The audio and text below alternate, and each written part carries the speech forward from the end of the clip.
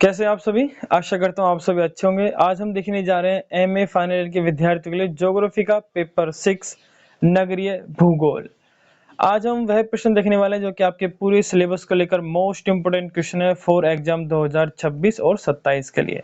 ये वह प्रश्न है जो कि परीक्षा में हर बार पूछे जाते हैं और पिछले गत वर्षों में इन प्रश्नों को बार-बार पूछा जा चुका है और आगे की परीक्षाओं में भी इन्हें बार-बार पूछने की पूर्ण संभावनाएं हैं। सभी प्रश्न मोस्ट इंपोर्टेंट है, इसलिए जहां से भी आप पढ़ते हैं सीरीज में से या बुक में से वहां पर इन सभी को टिक लगा लीजिएगा। मैं यहाँ पर जो आपको प्रश्न बताने वाला हूँ वो सिंपल निबंधात्मक प्रश्न रहने वाले हैं सभी। मैं यहाँ पर आपके लिए कुल टोटल 13 प्रश्न लेकर आया हूँ। अगर आप ये 13 सभी प्रश्नों को याद कर लेते हैं तो आप आराम से अच्छे अंक प्राप्त कर पाएंगे। साथ ही में जिन विद्यार्थियों को है कि हाँ सर कहीं हम फेल ना हो जाएं, तो आप इन क्वेश्चनों को अवश्य पढ़ के जाइए। आप आसानी से पास हो जाएंगे और अच्छे अंक भी आप प्राप्त करेंगे। ठीक है, बस यह ध्यान रखना है कि ये सभी प्रश्न मैंने यहाँ पर निबंधात्मक बताए हैं, तो आपको भी अच्छे से निबंधात्मक तौर पर इन प्रश्नों को याद रखना है, यानी कि इनसे संबंधित जो टॉपिक है उनको अच्छे से क्लियर करना है।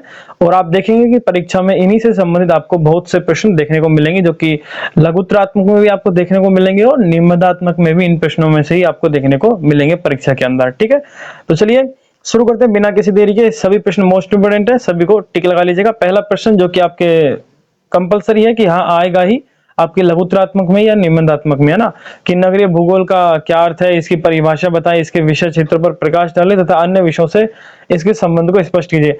अब ये पूछे या ना पूछे कि हाँ अन्य विषयों से संबंध स्पष्ट कीजिए, पर इतना तो 100% पूछेगा भाई नगरीय भूगोल क्या है। ये आपको छोटे प्रश्नों में यानी अति लघुत्तरात्मक प्रश्नों में भी आपको ये प्रश्न देखने को मिल सकता है और इसके विषय क्षेत्र पर प्रकाश डालिए। तो ये तो आपको अच्छे से क्लियर करना ही है। नगरीय भूगोल के ऊपर अच्छे से आपको डेफिनेशन याद होनी चाहिए कंप्लीट। प्राचीन काल में विश्व में नगरीकरण के क्रम को जन्म देने वाले कौन कौन से कारक थे? ठीक है, ये कारक है, कौन कौन से कारक थे। ग्रीक व रोमन काल में नगरों के विकास को समझाएं। अच्छा प्रश्न है, ये वाला डायरेक्ट भी पूछ सकता है और यहाँ से प्रारंभ करके भी। निबंधात्मक में पूछेगा तो कंप्लीट पूछेगा, और अगर लघुत्तरात्मक में पूछा तो डायरेक्ट यहाँ से पूछ सकता है कि ग्रीक व रोमन काल में नगरों के विकास को समझाएं। अगला प्रश्न आता है हमारे, नगर के गांव हैं जो सफल हुए, इस कथन की व्याख्या कीजिए। बहुत अच्छा प्रश्न, आपको पढ़ के जाना है और आगामी परीक्षा के लिए मोस्ट इंपोर्टेंट है। अगला प्रश्न हम देखते हैं जो कि गत वर्ष पूछा गया था और चांस है कि इस बार भी पूछा जा सकता है। मध्यकालीन युग से आधुनिक समय तक उत्पन्न होने वाले नगरों के मुख्य विशेषताओं का वर्णन व उदाहरण सहित दीजिए। अब देखिए ये हो सकता है कि परीक्षा में आपको क्वेश्चन का जो लैंग्वेज है वो थोड़ी चेंज देखने को मिल जाए, लेकिन टॉपिक इसी से संबंधित आपको देखने को मिलेगा। जैसे मध्यकालीन युग से पूछ लिया, ठीक है, और नगरीकरण के बारे में पूछ लिया, नगरीय भूगोल के बारे में पूछ लिया, परिभाषा पूछ ली, कुछ ही पूछ ली। ठीक है, अब जैसे कि फिर से देखिए नगरीकरण को परिभाषित कीजिए, तो इतना तो आपको सिंपल याद हो जाना चाहिए, क्योंकि नगरीकरण के बारे में हम यहाँ भी थोड़ा सा पढ़ चुके हैं और यहाँ भी हम देख रहे हैं। तो नगरीकरण को परिभाषित कीजिए तथा नगरों के कार्यात्मक वर्गीकरण को आपको समझाना है। तो यहाँ पर ये मोस्ट इंपोर्टेंट है, कार्यात्मक वर्गीकरण। ठीक है, इसको आप थोड़ा सा देख के जाइएगा परीक्षा में जाने से पहले। अगला प्रश्न आता है, भारत में नगरों के विकास की प्रवृत्ति को विस्तृत विवेचन कीजिए। तो देखिए यहाँ पे शुरुआत से आपको प्रश्न ऐसे देखने को मिलता है कि नगरों को समझाएं, नगरीकरण को परिभाषित कीजिए तथा भारत में नगरों के विकास को समझाएं। इस प्रकार भी आपको प्रश्न देखने को मिल सकता है। अगला प्रश्न आता है हमारा, नगरीय आकारिकी के बारे में बताते हुए इसके सिद्धांतों का वर्णन कीजिए। बहुत अच्छा प्रश्न है। ठीक, आकारिकी से आपके सिलेबस के अंदर 3 या 4 क्वेश्चन बनते हैं, तो 100% एक प्रश्न आपको अवश्य देखने को मिलेगा, तो आपको अवश्य पढ़ के जाना है। अगला प्रश्न बनता है आपका, मलिन बस्तियों से क्या आशय? मलिन बस्तियों की समस्या को लिख कीजिए। सिंपल है, अब एक बार पढ़ोगे तो आप आसानी से समझ जाओगे।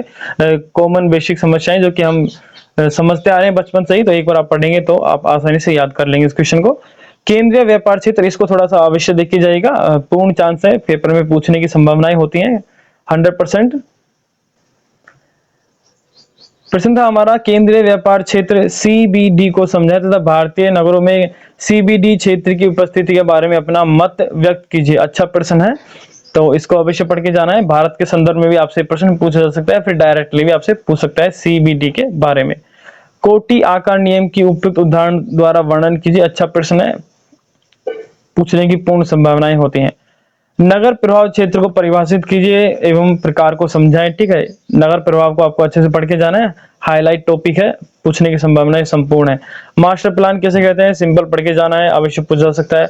भारत में महानगर दिल्ली की भौगोलिक स्थिति का वर्णन कीजिए। ठीक है, अब ये जो क्वेश्चन है ये वैसे तो इंपॉर्टेंट भी है और कंपलसरी भी है, पर पूछा जाए नहीं पूछा जाए ये एग्जामिनर के ऊपर है, लेकिन हाँ अगर क्वेश्चन बनेगा तो 100% अच्छे से पूछ सकता है और निबंधात्मक में ही पूछने के चांस अधिक है कि हाँ पूछ सकता है आपको। ठीक है, क्योंकि अपने भारत के संदर्भ को लेकर प्रश्न बनते हैं।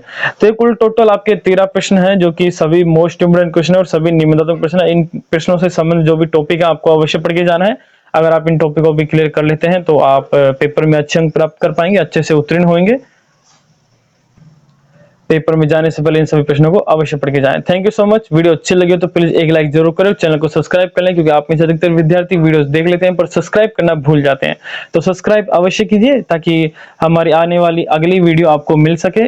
एमए की जो प्रैक्टिकल फाइल है उसकी भी बहुत जल्द वीडियो आने वाली है। फर्स्ट ईयर की मैंने डाल रखी है, फाइनल ईयर की भी बहुत जल्द मैं डाल दूंगा। तो आप वहां पर डिटेल से विवरण के साथ मैं समझाता हूँ, वहां से आप बना सकते हैं कंप्लीट डिटेल के साथ।